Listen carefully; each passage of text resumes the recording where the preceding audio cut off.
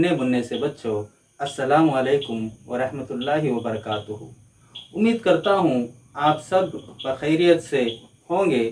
साथ ही साथ मैं ये भी उम्मीद करता हूँ कि आप सब ने मेरे पहले वीडियोस ज़रूर देखे होंगे और उसमें दिए गए मश्क को हल किया होगा।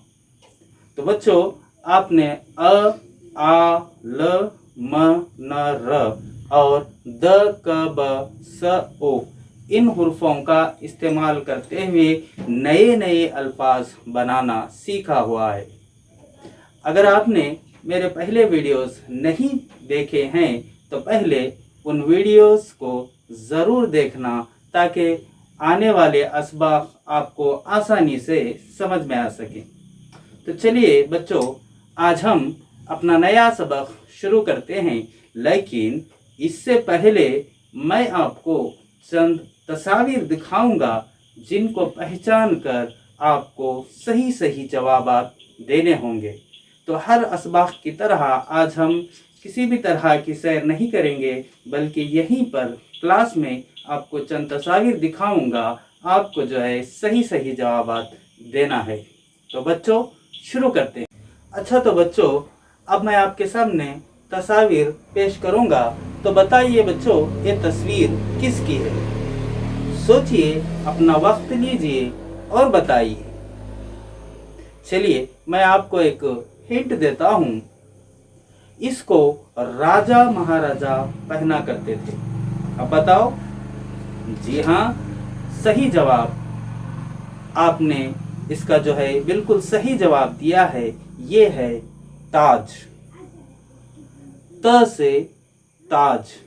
चलिए मेरे साथ एक बार दोहराइए, त से ताज। अच्छा बच्चों, अब बताओ, ये दूसरी तस्वीर किसकी है जो कि हमारी रोजमर्रा जिंदगी से वाबिस्ता है? कोई बताएगा? हाँ बेटा, आप बताइए, ये तस्वीर किसकी है? सही जवाब ये है जग। इसे जो है हम अपने घरों में इस्तेमाल करते हैं। ये है जग। ज से जग। चलिए मेरे साथ एक बार दोहराइए, ज से जग। बच्चों, अब बताओ, हमारी अगली तस्वीर किसकी है? आपने अपने रसोई या बावर्ची खाने में इसको देखा है और इसका इस्तेमाल भी जो है आपने किया है। तो कौन बताएगा? हाँ बेटा, आप बताइए। सही जवाब ये है गाजर। क्या है बच्चों? ये गाजर। तो ग से गाजर। चलिए मेरे साथ एक बार दोहराइए, ग से गाजर। शाबाश। अच्छा बच्चों, अब हमारी अगली तस्वीर की तरफ गौर कीजिए और बताइए कि ये तस्वीर किसकी है? ज़रूर ज़रूर, मैं जानता हूं कि आप इसे जो है देखे हुए हैं। आप आसानी से जो है इसका जवाब देने वाले हैं। जी शाबाश, सही जवाब ये है पतंग। ये है पतंग। प से पतंग। चलिए मेरे साथ एक बार दोहराइए, प से पतंग। अच्छा बच्चों, पतंग कौन कौन उड़ाए हैं? कोई बताएगा? शाबाश, बहुत अच्छे। आप सभी ने जो है इसे आसमान में देखा है, इसे उड़ाया है। तो चलिए बच्चों, हमारी अगली तस्वीर के ओर बढ़ते हैं। अब बताइए कि ये तस्वीर किसकी है? कौन बताएगा? जी हाँ, शाबाश बच्चों, ये है यक्का। ई से यक्का। दोहराइए, एक बार मेरे साथ दोहराइए बच्चों, ई से यक्का। अच्छा चलो बच्चों, अब हमारी अगली और आखिरी तस्वीर के ओर बढ़ते हैं। बताओ, ये तस्वीर किसकी है? इसका इस्तेमाल किसान अपने खेत में जोतने के लिए इस्तेमाल करता है। कौन बताएगा? हाँ बेटा, आप बताओ। शाबाश, बिल्कुल सही जवाब। ये है हल। इसे हम क्या कहते हैं? हल। चलिए, ह से हल, मेरे साथ एक बार दोहराइए, ह से हल। अच्छा तो बच्चों, चलिए अब हम अपना अगला सबक शुरू करते हैं। शुरू करने से पहले उम्मीद करता हूँ कि आपने अपने साथ एक पेंसिल, एक रबर और एक बयाज रखी हुई है। यही उम्मीद मैं आपसे करता हूँ, ताकि क्लास के दौरान जो भी मश्क आपको दिया जाएगा वो आसानी से जो है आप अपनी बयाज में दर्ज कर सकें। तो बच्चों, आज हम अपनी क्लास में अव्वल जमात के उर्दू मजमून से संगमेल नंबर 4 के हुरूफ त, ज, ग, प, ह, ई, ए, इन हुर्फों को सीखेंगे। तो बच्चों, आज हम अपनी क्लास में क्या क्या उन्वान है जो सीखने वाले हैं। तो आज हम सीखेंगे पहला, हुर्फों की पहचान, और दूसरा, हुरूफ के बदलते हुए अशकाल, तीसरा, मश्की अल्फाज। तो चलिए बच्चों, आज हम हमारे पहले उन्वान हुरूफ की पहचान की ओर चलते हैं। तो चलिए बच्चों, आज हम हमारे पहले उन्वान हुरूफ की पहचान की ओर बढ़ते हैं। तो बच्चों, आज का हमारा पहला हुरूफ है तो। बच्चों, हम इसको त पढ़ेंगे। तो चलिए बच्चों, मेरे साथ एक बार दोहराइए और अपनी बयाज में जो है इसे लिखने की मशक कीजिए। इसको हम पढ़ेंगे त। तो बच्चों, अब हम सीखेंगे कि इसको किस तरह से लिखते हैं। इसको जो है दाएं जानिब से बाएं जानिब के ओर लिखते हैं और ऊपर जो है 2 नुक्ते लगाए जाते हैं। इसी तरह से आप त को लिखने की मशक कीजिए। आपकी मशकी किताब में भी जो है त की लिखने की मशक जो है दी गई है। सफ़ा नंबर 50 में इस हुर्फ की लिखने की मशक दी गई है। अब जो है हिदायत के मुताबिक उसे लिखने की मशक कीजिए। अच्छा बच्चों, अब चलते हैं हमारे अगले हुर्फ की ओर। हमारा अगला हुर्फ है ज। हम इस हुर्फ को ज पढ़ेंगे। इस हुर्फ को बाएं जानिब से, यानी इधर से बाएं जानिब से जो है लिखा जाता है, और हुर्फ के बीच में, यानी इसके जो पेट में जो है एक नुक्ता, देखिए आप यहाँ पर इसके पेट में जो है एक नुक्ता लगाया जाता है। बच्चों, ज को भी अपनी बयाज में लिखिए और मशकी किताब में भी जो है इसके लिखने की मशक दी गई है। मैं उम्मीद करता हूँ आप जो है इसे लिखने की मशक अपनी मशकी किताब में भी ज़रूर करेंगे, जो कि सफ़ा नंबर 51 में दी गई है। तो चलिए बच्चों, अब हम अपने अगले हुर्फ की ओर बढ़ते हैं। हमारा अगला हुर्फ है ग। तो बच्चों, इस हुर्फ को हम ग पढ़ेंगे। ग, इसको क की तरह जो है लिखा जाता है।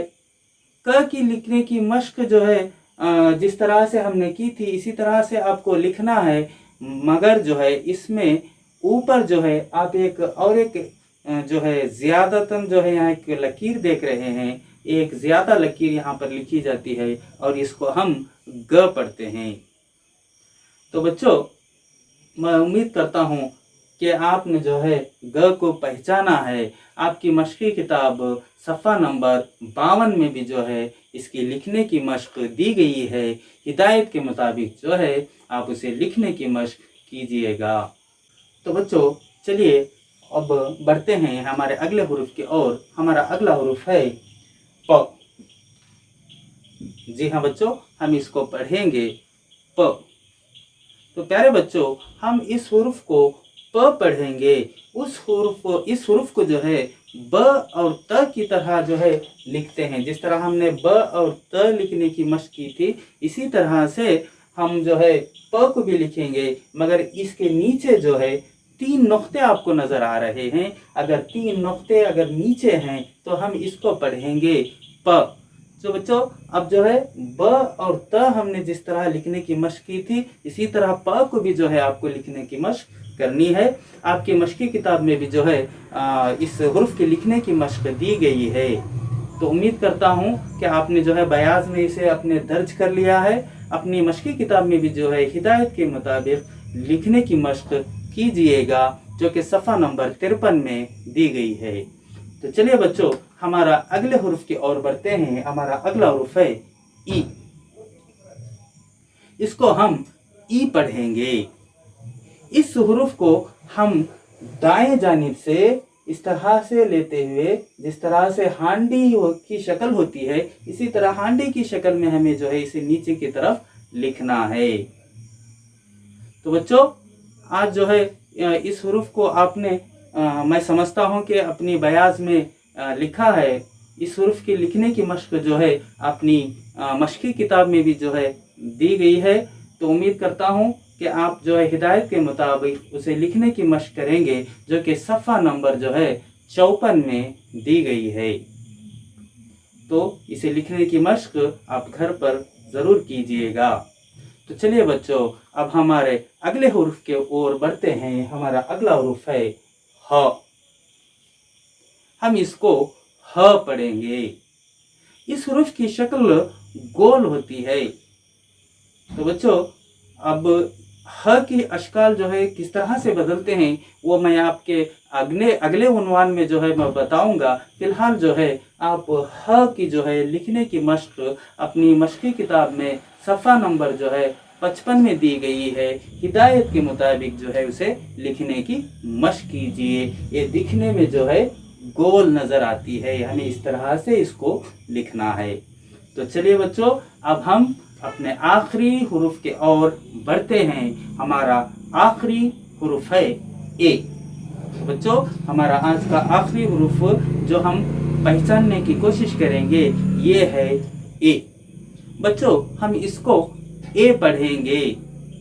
इस हुर्फ की लिखने की मशक़ जो है आपकी मशक़ी किताब में दी गई है सफ़ा नंबर 56 में। तो हिदायत के मुताबिक जो है उसे लिखने की मशक़ कीजिएगा।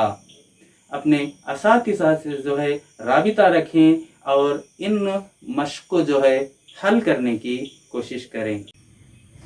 चलिए बच्चों, अब हम हमारे अगले उन्वान की ओर बढ़ते हैं। हमारा अगला उन्वान है हुर्फ की बदलती हुई अशकाल। अब हम देखेंगे आज के सीखे हुए हुर्फ त, ज, ग, प, ई, हा, ए, इनकी बदलती हुई अशकाल। तो बच्चों, आज हम सबसे पहले जो देखेंगे त की बदलती हुई अशकाल। त की जो है बिल्कुल जिस तरह से हमने पिछले असबाक में देखा है, त की भी जो है बिल्कुल 3 अशकाल होते हैं, इब्तिदाई, दरमियानी और आखिर।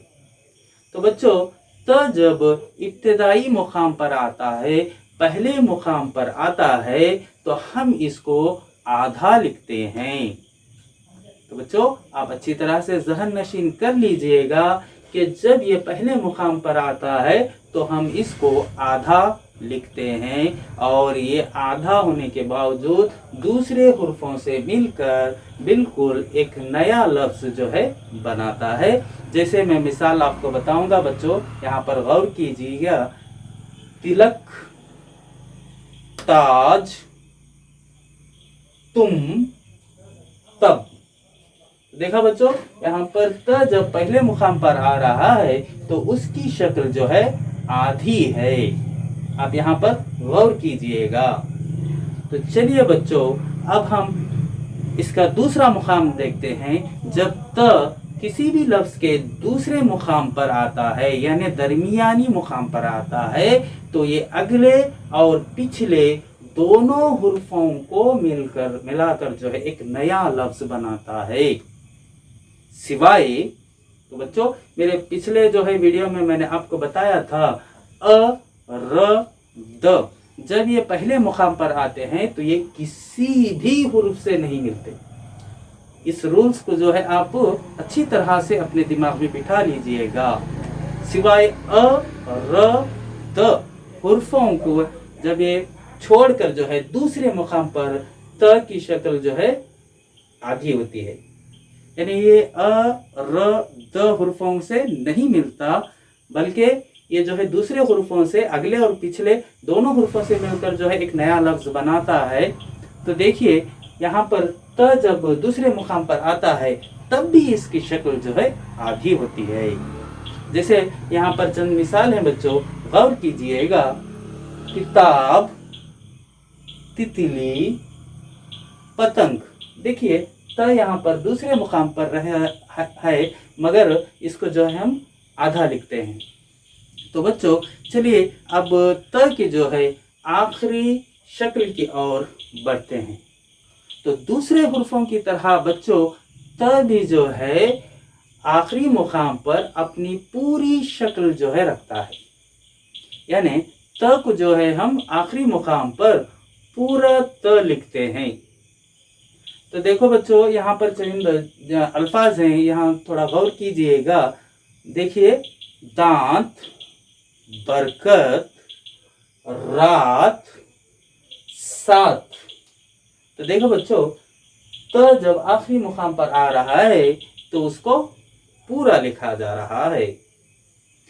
तो चलिए बच्चों अब हम अपने अगले हुरूफ की ओर बढ़ते हैं और उसके अशकाल सीखने की कोशिश करते हैं। हमारा अगला हुरूफ है ज। देखिए बच्चों दूसरे हुर्फों की तरह इसके भी जो है 3 अशकाल होते हैं। तो देखते हैं अब इसका पहला मुकाम पर जब ज आता है तो उसकी शक्ल किस तरह से होती है। तो बच्चों ज जब पहले मुकाम पर भी आता है तब उसकी शक्ल जो है बिल्कुल आधी होती है। किसी भी हुर्फ से जो है अ, र, द, तीनों हुर्फों से भी जो है मिलकर ये लफ्ज बना सकता है जब ये पहले मुकाम पर होता है। तो देखिए चंद अल्फाज यहाँ पर दिए गए हैं। जग, जाम, जाल। तो देखा बच्चों जड़।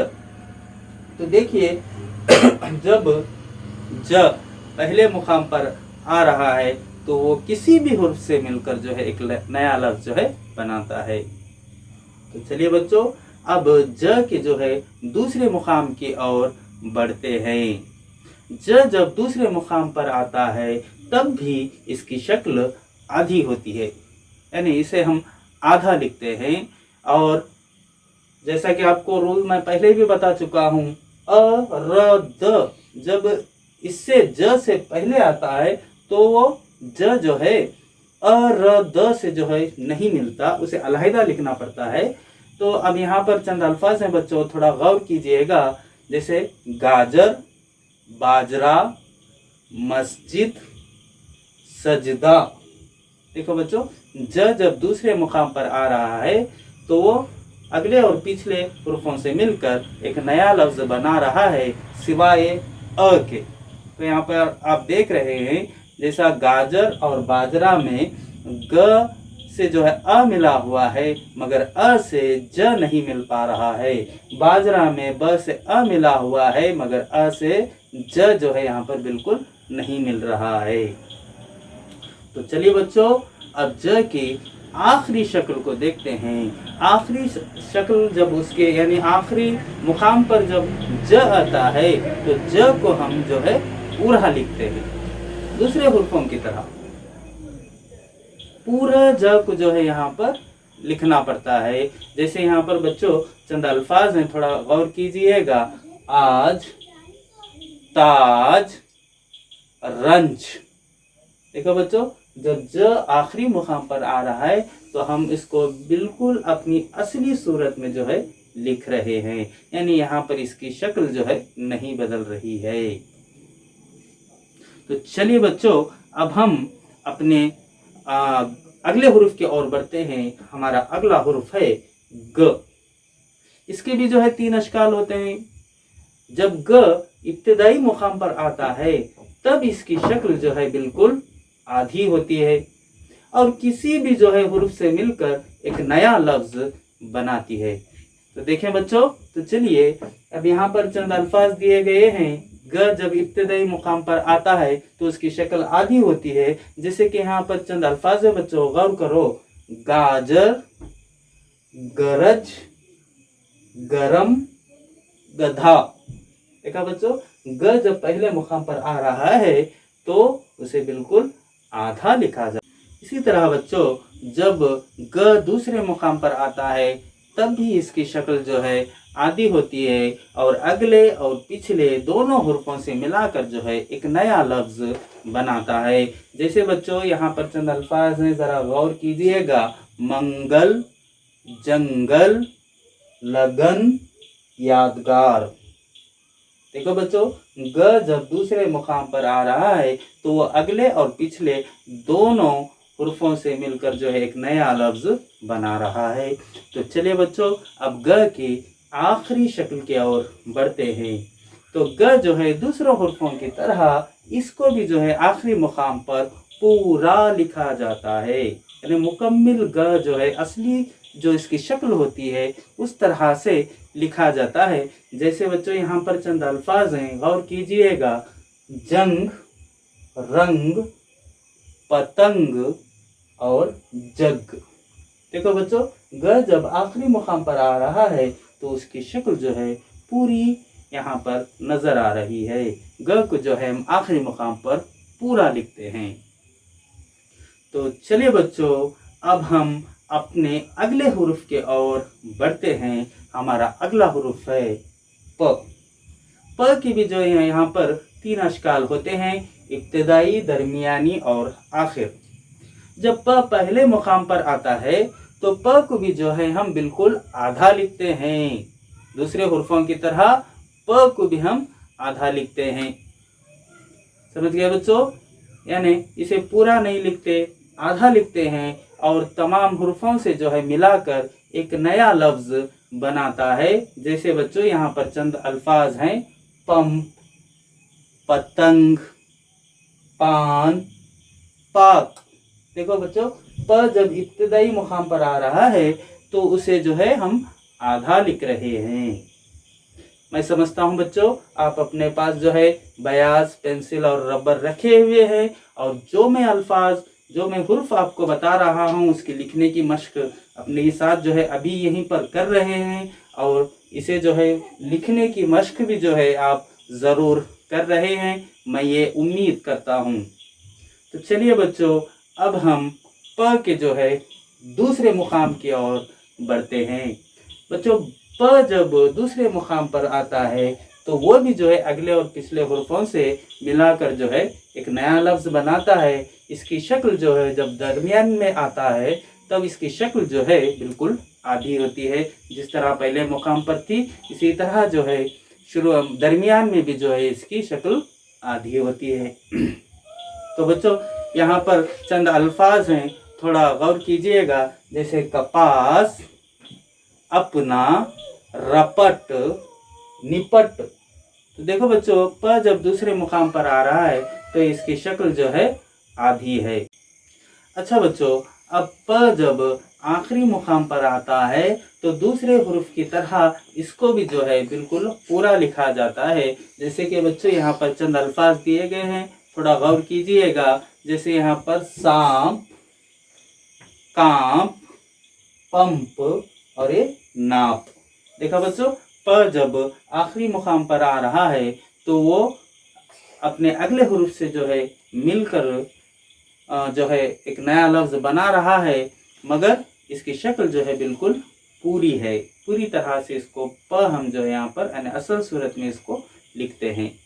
तो चलिए बच्चों, अब यहाँ पर हम एक अलग से हुर्फ को देखेंगे, ई और ए। तो बच्चों, मैं इसे अलग से हुर्फ क्यों बता रहा हूँ आपको आगे जो है पता चलेगा।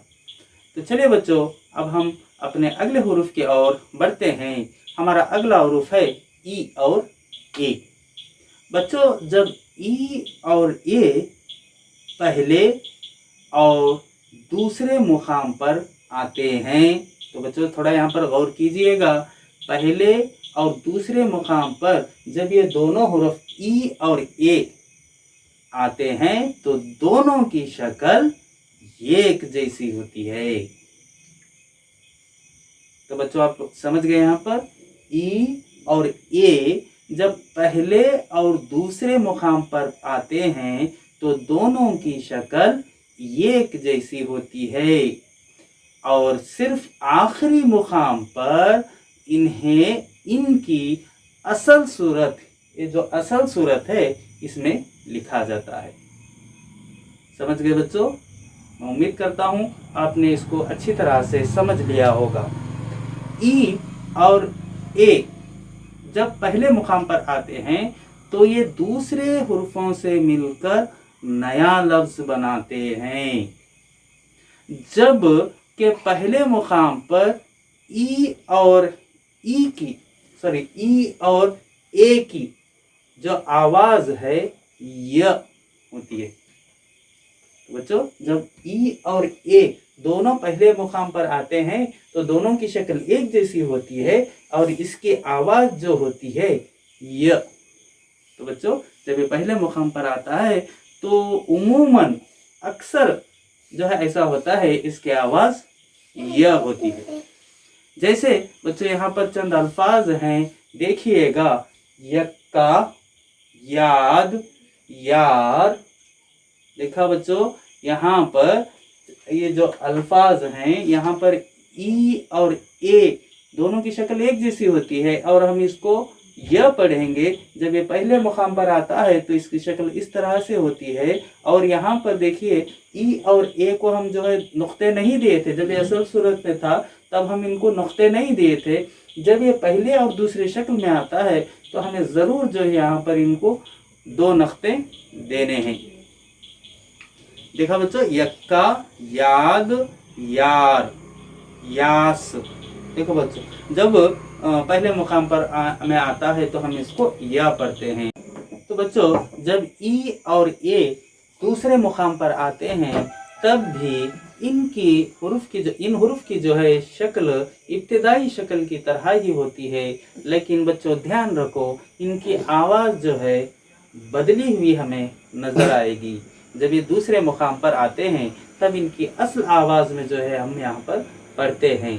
लिखना जो है दूसरे मुकाम पर भी इब्तिदाई मुकाम की तरह ही लिखते हैं। जब पढ़ते हैं तो इनकी आवाज़ जो है अलग अलग हमें देखने को मिलती है। जैसा बच्चों यहाँ पर चंद अल्फाज हैं, गौर कीजिएगा। यहाँ पर देखिए, तैरना, तीर, एक, तीन।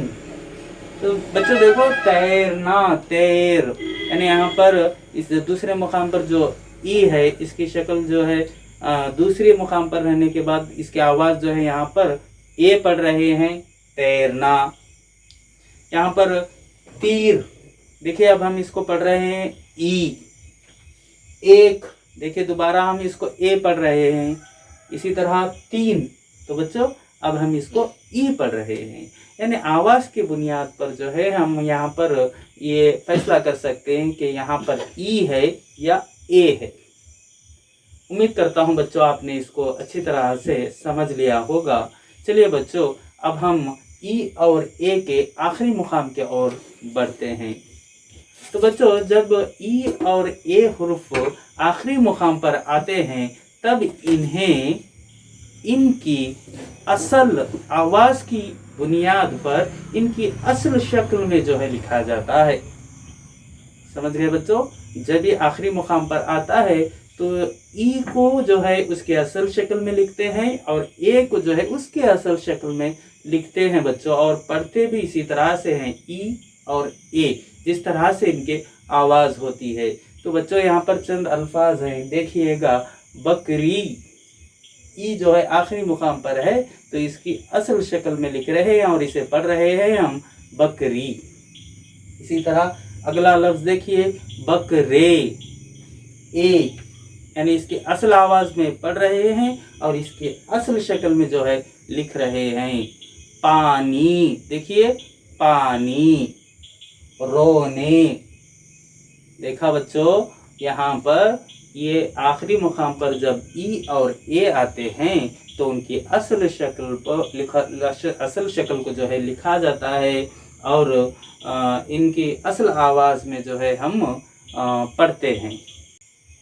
तो बच्चों अब चलिए अब हम अपने आज के सबक के आखिरी हुरूफ को सीखेंगे और ह की जो है बदलती हुई अशकाल देखेंगे। तो बच्चों, ह जब पहले और दूसरे मुकाम पर आता है तब ह एक जैसी जो है इसकी शक्ल होती है। ह जब पहले और दूसरे मुकाम पर आता है तब जो है इसकी शक्ल एक जैसी होती है। हुर्फ जो है सिर्फ जो है मुकाम यहाँ पर बदलता है, पहला और दूसरा मुकाम बदलता है, मगर इसे हम लिखते एक जैसे हैं और पढ़ते एक जैसे हैं।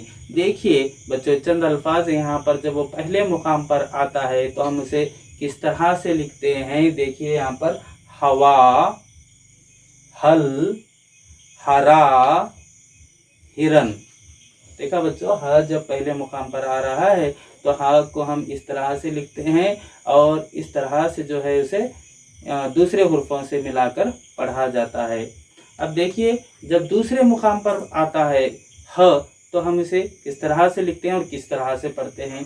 देखिए ये ह यहाँ पर दूसरे मुकाम पर है और इस चंद अल्फाज हैं। देखिए यहाँ पर कहना, बहना, बहन, सहना, बहुत। देखिए बच्चों, ह अब यहाँ पर दूसरे मुकाम पर है। तो अब ये ह जब पहले मुकाम पर भी रहता है तो वो किसी भी लफ्ज़ से, किसी भी हुर्फ से मिलाकर एक नया लफ्ज़ बनाता है। अब ये दूसरे मुकाम पर आता है तो ये पहले और दूसरे दोनों हुर्फों से मिलाकर एक नया लफ्ज़ बनाता है, मगर पहले और दूसरे मुकाम पर ह की जो है एक ही जैसी शक्ल होती है। तो बच्चों, अब जब ह आखिरी मुकाम पर आता है तब इसकी शक्ल मद के जैसी होती है। जैसा हम पढ़े थे, अ जमा अ बराबर आ, जैसा अ के ऊपर मद आया था इसी तरह से लिखा जाता है। ह जब आखिरी मुकाम पर आता है तो इसकी शक्ल जो है मद के जैसी होती है। देखिए बच्चों, यहाँ पर चंद अल्फाज दिए गए हैं, जरा गौर कीजिएगा। मुंह, मुन्ना, रास्ता। देखा बच्चों, वगैरह, वगैरह रह में देखिए यहाँ पर वगैरह में इसके असल सूरत में लिखा गया है, जबकि यहाँ पर तीन जो अल्फाज यहाँ पर हैं, मुंह, मुन्ना, रास्ता।